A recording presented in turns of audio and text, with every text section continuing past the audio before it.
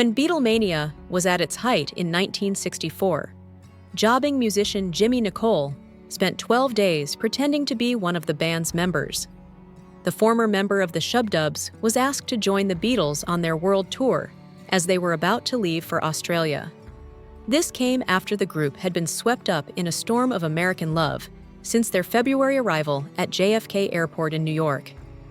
After Nicol impressed with a few appearances on London's gig scene for mod favorite Georgie Fame and the Blue Flames, he took over drums for Ringo Starr while he got tonsillitis.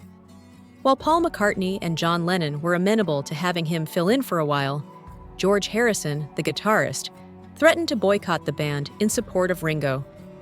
On June 4, 1964, in the Danish city of Copenhagen, Nicol, who was 24 years old at the time, performed his first concert as a member of the Fab Four.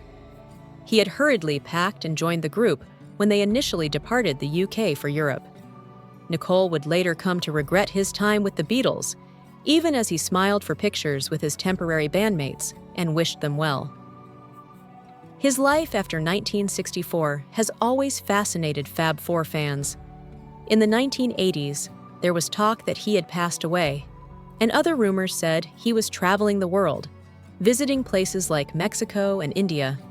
As investigations into the lost Beatles' fate continued, his own son Howie informed Mail Online that he is both interested in and unaware of Nicol's current location.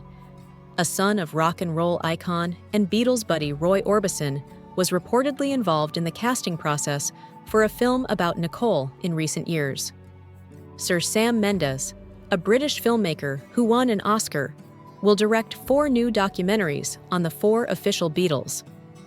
Just last month, we learned that Paul Mescal will be playing Paul McCartney, Barry Keoghan Starr, Harris Dickinson Lennon, and Joseph Quinn Harrison in the principal roles.